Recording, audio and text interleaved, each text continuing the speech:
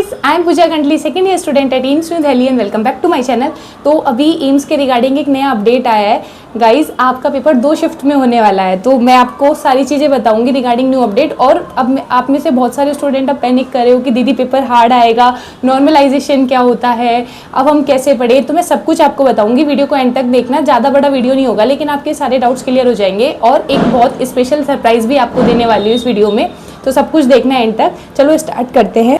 सबसे पहले तो गाइस, आप लोगों का जो अपडेट आया है उसके बारे में बता देती हूँ। तो आपका पेपर 27 जून को ही होगा, बस आपकी जो शिफ्ट है वो चेंज होगी। तो एक बार शिफ्ट मॉर्निंग की होगी और एक शिफ्ट इवनिंग की होगी। एक तो डरने वाली बात नहीं है, क्योंकि 2024 में भी ऐसा हुआ था। और हमारा जो पेपर था, मतलब मैं खुद 2024 की स्टूडेंट थी और मैं खुद उसी टाइम से पास आउट हुई हूँ। तो उस टाइम पे जो था वो ऐसा था कि एक दिन पहले पेपर था और एक दिन बाद में था। आपका पेपर एक ही दिन पे हो रहा है, एक बार मॉर्निंग में और एक बार इवनिंग में हो रहा है, ठीक है। और एक बोला गया है कि मल्टीपल शिफ्ट होगी, तो फिर नॉर्मलाइजेशन जो प्रोसेस है वो होगा। अब आप में से बहुत सारे स्टूडेंट ये पूछ रहे हैं मुझसे कि दीदी नॉर्मलाइजेशन क्या होता है। मतलब टेलीग्राम ग्रुप पे इतने सारे मैसेज आ गए थे गाइस, सब कुछ बताऊंगी, एंड तक देखना।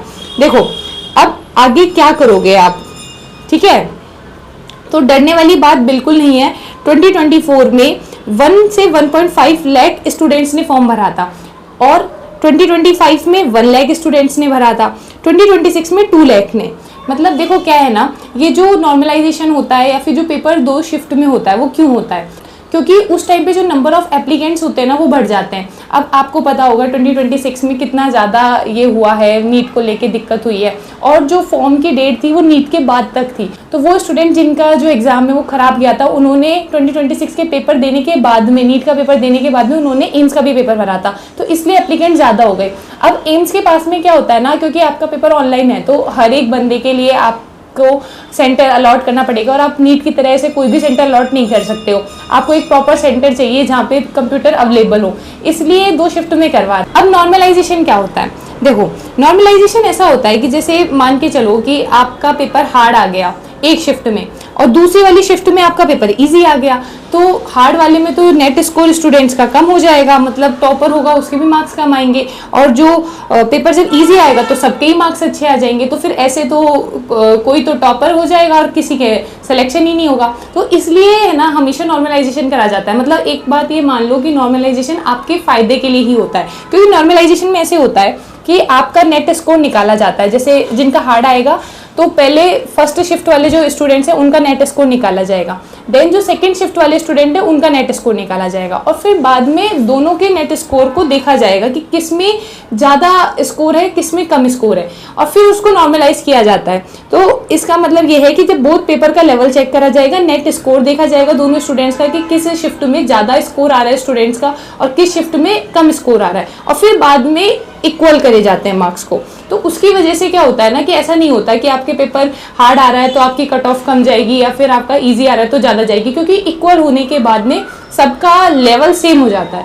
फिर आपका लास्ट में एक नेट स्कोर निकाला जाता है जो आपको मिलता है, जो आपकी अब जो आपका रिजल्ट आएगा उस टाइम पे जो आपका नेट स्कोर आएगा ना वो नॉर्मलाइजेशन के बाद में आएगा। इससे क्या होता है, देखो इससे आपका फेयर इवेल्युएशन होता है। मतलब किसी का टफ है या फिर किसी का इजी है तो ऐसे नहीं बोल सकते कि हमारा पेपर टफ आया था फिर हमारा पेपर इजी आया था, क्योंकि लास्ट में जाके नॉर्मलाइजेशन हो गया है, अब आपका लेवल सेम है, कोई बायसनेस नहीं होती है। तो ये आपके फायदे वाली चीज़ है, it's good for you all, ठीक है। सबसे पहले तो ये सोच लो। अब मेरे से स्टूडेंट्स पूछ रहे हैं कि दीदी आप पढ़े कैसे, क्योंकि अब आपके पेपर के 25 दिन रह गए हैं अप्रॉक्स, और उससे भी ज़्यादा है कि अब स्टूडेंट्स को डर लग रहा है कि इतने सारे बच्चों ने फॉर्म भरा है, सीट सिर्फ 1360 सीट है हमारे पास में, और फॉर्म फिल करने वाले स्टूडेंट्स हैं 2 से 2.5 लाख। मतलब आप ये देखो सिलेक्शन रेशियो कितना कम है, अप्रॉक्स 0.4 या 0.6 तक का सिलेक्शन रेशियो होगा। तो आपको कितनी मेहनत करने की जरूरत है। चिंता मत करो, सब कुछ बताऊंगी। देखो आप कैसे करना है, सिंपल सी बात है, ज़्यादा नहीं करना। बायो के लिए सिर्फ एनसीईआरटी पढ़ो, सिर्फ और सिर्फ एनसीईआरटी पे फोकस करो। एनसीईआरटी के अलावा किसी पे भी फोकस मत करो। आपको बस ये करना है, एनसीईआरटी करनी है और एनसीईआरटी के क्वेश्चन सॉल्व करने हैं। क्वेश्चंस कहाँ से करोगे, एनसीईआरटी बेस्ड क्वेश्चन कहीं भी मिल जाते हैं, मैंने इतने सारे फ्री वेबसाइट्स आपको बताई है, वहाँ से मिल जाएगी। या फिर आप ऐसे कर सकते हो, एम्स के पीवाईक्यूज कर सकते हो, पीवाईक्यूज भी नहीं करें नीट के पीवाईक्यूज कर लो, या फिर ऐसे करो, कुछ भी मत करो। आप ऐसे करो कि बायो में आप है ना जो यूट्यूब पे डालोगे तो यूट्यूब पे इतनी सारी वीडियोस आ जाती हैं आपके पास में बायो के लिए कि आप कोई भी एक वीडियो उठाओ और वहाँ से क्वेश्चन करने लग जाओ।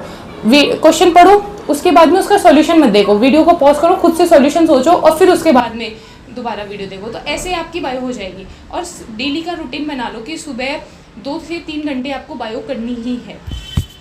उसके अलावा केमिस्ट्री कैसे करना है, देखो केमिस्ट्री में अब कोई नया चैप्टर मत पढ़ो, अगर कोई पढ़ रखी है कर लो, अगर थोड़े बहुत चैप्टर्स रह रहे हैं तो एक बार जल्दी जल्दी कवर कर लो, नहीं तो अब और कुछ भागो मत हर चीज़ के पीछे कि ये भी कर लूँ वो भी कर लूँ। जो करा है ना उसको अच्छे से करो। जैसे फॉर्मूलाज लिख रखे होंगे, शॉर्ट नोट्स बना रखे होंगे, तो जो शॉर्ट नोट्स हैं उनको एक बार पढ़ो, फॉर्मूला रटो। अगर हाईलाइट कर रखा है कोई कॉपी में कोई चीज़ तो हाईलाइटेड टॉपिक्स को पढ़ो और उसके बाद में क्वेश्चन सॉल्व करो। बस क्वेश्चन सॉल्व करो गाइस।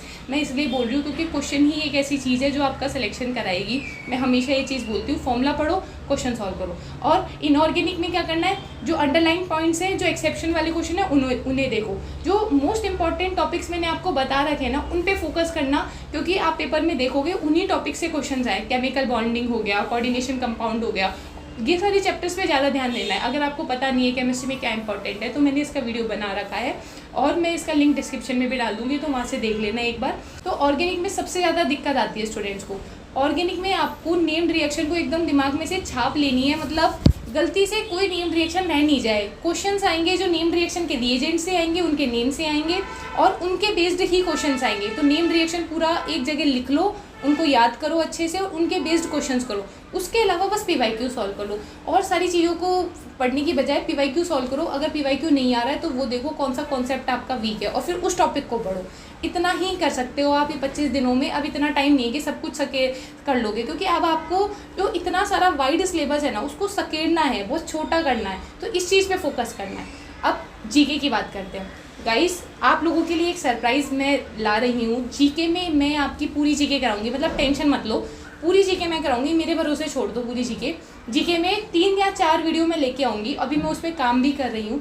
3-4 वीडियो में आपकी पूरी जीके हो जाएगी, क्योंकि देखो जीके में आपको भी पता है कि 10 मार्क्स की जीके आएगी और वो कहाँ से आ जाए किसी को नहीं पता है। तो मैं मोस्ट रिपीटेड जो क्वेश्चंस हैं, जो मोस्ट इंपॉर्टेंट क्वेश्चंस हैं, वो आप लोगों के लिए लेके आऊँगी जीके के।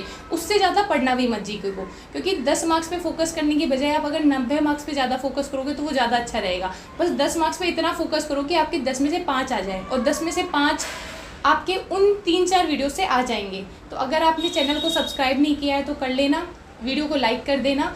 आप लोगों के लिए जीके का वीडियो बहुत जल्दी आने वाला है।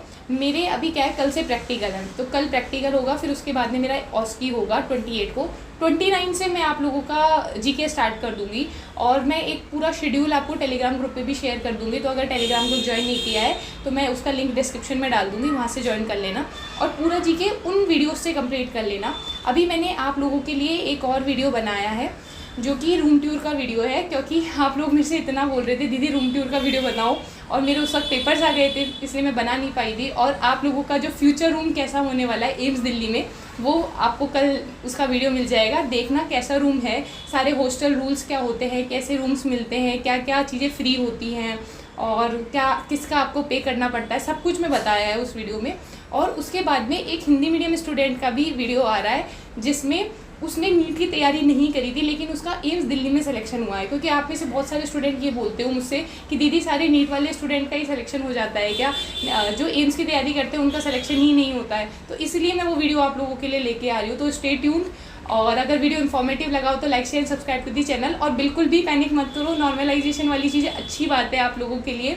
हाँ, ये हो सकता है कि पेपर हार्ड आएगा या इजी आएगा, लेकिन लास्ट में जो स्कोर होगा वो दोनों बैलेंस होके ही आता है। तो बस पढ़ाई करते रहो। बाय।